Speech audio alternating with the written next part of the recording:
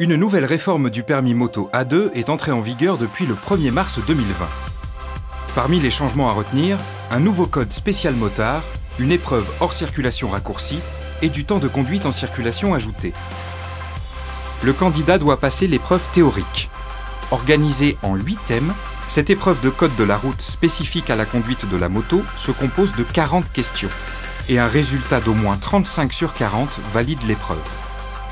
L'ensemble de l'épreuve hors circulation se réalise en une fois et le pilote peut poser jusqu'à 3 fois le pied au sol sur l'ensemble de l'épreuve du plateau. Elle commence tout d'abord par le déplacement de la moto moteur éteint.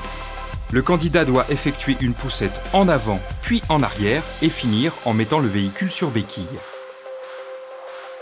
Il passe ensuite au parcours lent sans passager. Le but est ici de réaliser un itinéraire défini sans toucher la signalétique et sans s'arrêter jusqu'à la fin du tracé. La première partie est chronométrée et doit être réalisée dans un temps supérieur ou égal à 16 secondes. Puis enchaîner la suite du tracé à allure réduite jusqu'à la zone de fin du parcours lent. Après un premier arrêt marqué, le candidat doit repartir en effectuant un demi-tour pour débuter le tracé du freinage d'urgence. S'ensuit un virage à 180 degrés, les roues de la moto ne doivent pas mordre les lignes. C'est ensuite élancé à une vitesse minimale de 50 km/h avec une marge de plus ou moins 5 km/h que le freinage d'urgence doit être réussi dans la zone délimitée. Le candidat passe à l'étape du parcours lent avec passager. Récupéré dans la zone du freinage, le passager reste tout le temps du tracé avec le pilote sur le véhicule. Le principe reste le même qu'au départ, mais à deux. La maîtrise de l'équilibre et de la moto est donc essentielle. Après avoir déposé le passager, direction l'épreuve de l'évitement. L'objectif est d'effectuer la remontée du tracé en slalom à une vitesse d'environ 40 km/h, puis de faire demi-tour avant de se lancer pour l'évitement. Ce dernier devra être abordé à 50 km/h, toujours avec une marge de 5 km/h. Pour toute l'épreuve du plateau, 2 essais sont possibles. La fin de l'épreuve hors circulation se termine dans la zone du dernier stop. Et maintenant, direction l'épreuve de circulation.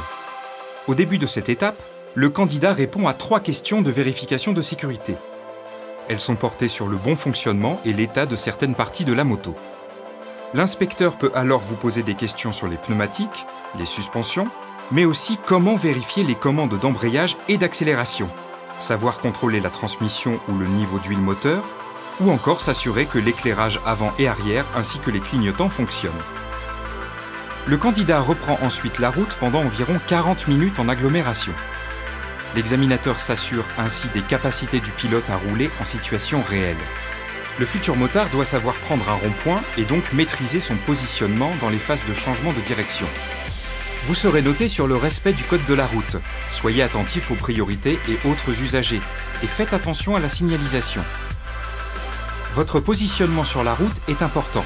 Veillez à garder vos trajectoires, que ce soit en ligne droite ou dans les virages. Un score minimum de 21 points sur 27 doit être obtenu.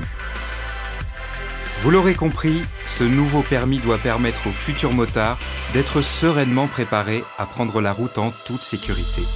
Alors, bonne chance à tous. DAFI, la passion pro.